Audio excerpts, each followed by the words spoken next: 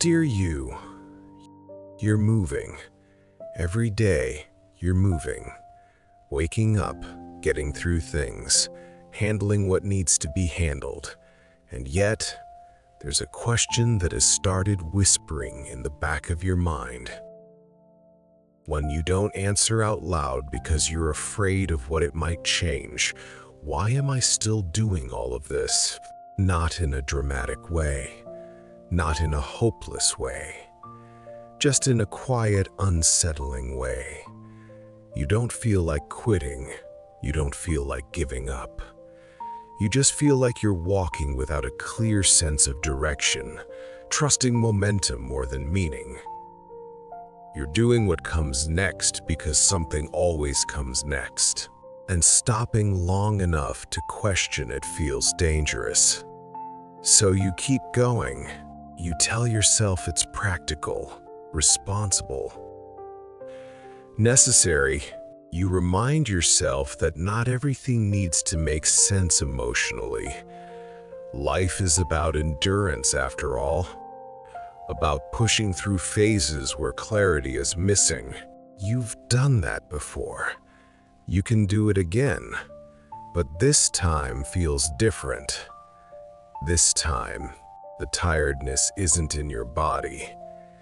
It's in your sense of purpose. You notice it when small tasks feel heavier than they should, when achievements don't land the way they used to, when you reach checkpoints you once wanted and feel nothing. No disappointment, no joy. Just a quiet neutrality that lingers longer than expected. You don't talk about this much. How would you explain it? Saying, "I don't know why I'm doing what I'm doing anymore," sounds ungrateful or lost or dramatic, and you're none of those things. You're capable. You're functioning. You're still moving. But movement without direction starts to feel hollow.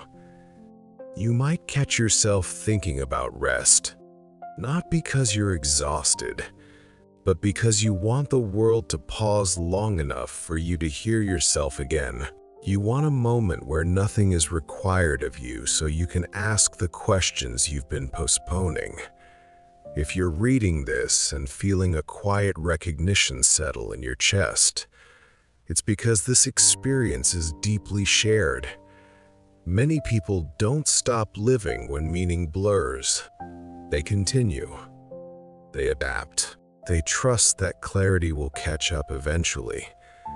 But sometimes, clarity doesn't arrive until you acknowledge that you're walking out of habit, not intention. You didn't lose your way overnight.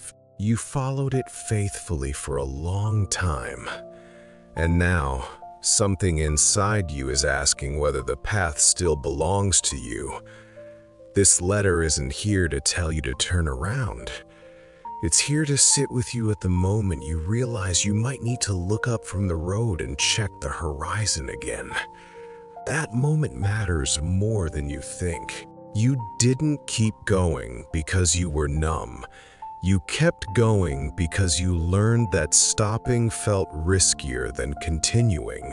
Somewhere along the way, you internalized the idea that momentum equals safety, that as long as you're moving, you're okay.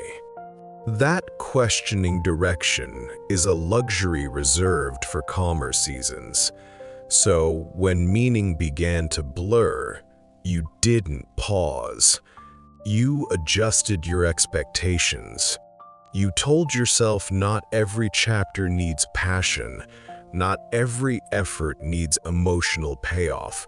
Sometimes, life is just about maintaining what you've built, protecting stability, avoiding disruption.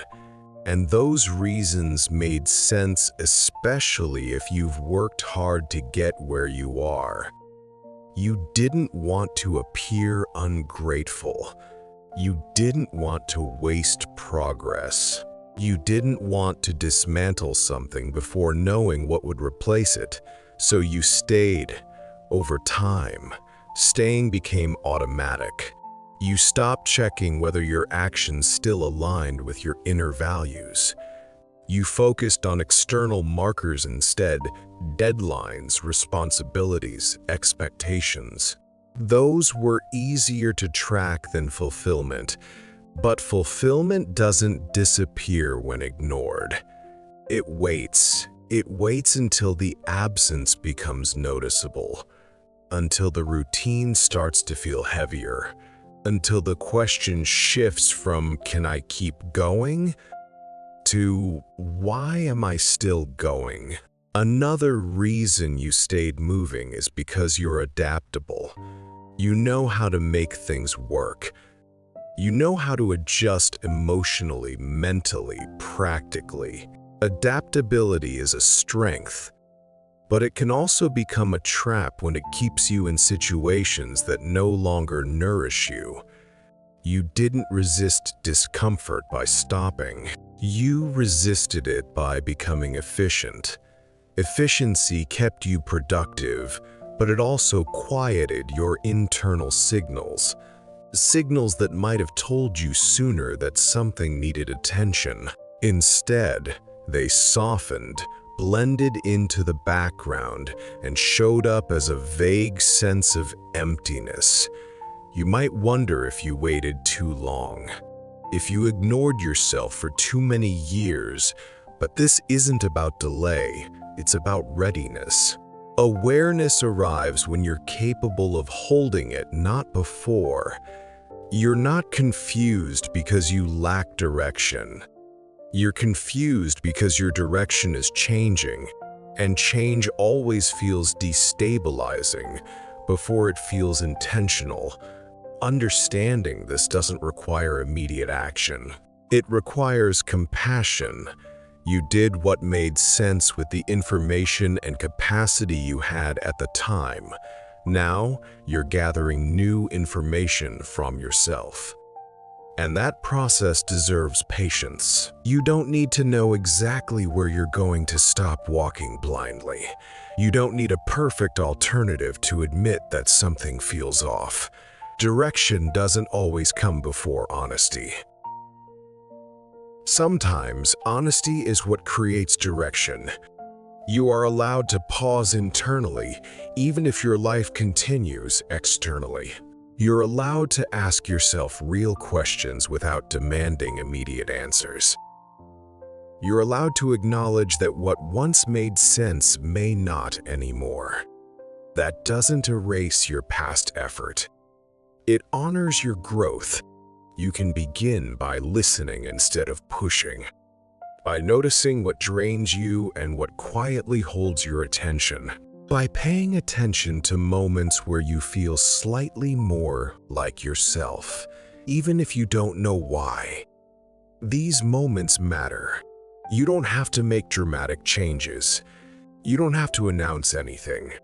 You don't have to justify your inner shift to anyone. The most important movement right now is internal, reconnecting intention to action. You may feel fear when you slow down. Fear of falling behind.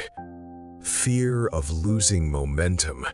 Fear of disappointing someone, including yourself. But movement without meaning costs more in the long run than recalibration ever will. You are not obligated to keep walking just because you've walked this far. You are allowed to choose again.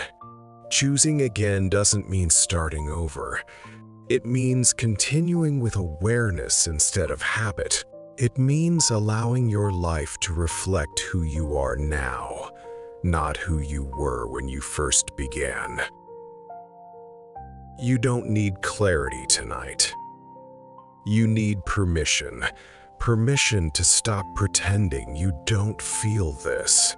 Permission to trust that listening will eventually lead to movement that feels real again. Permission to believe that purpose isn't lost, it's reforming. Stay here for a moment. Let the noise soften.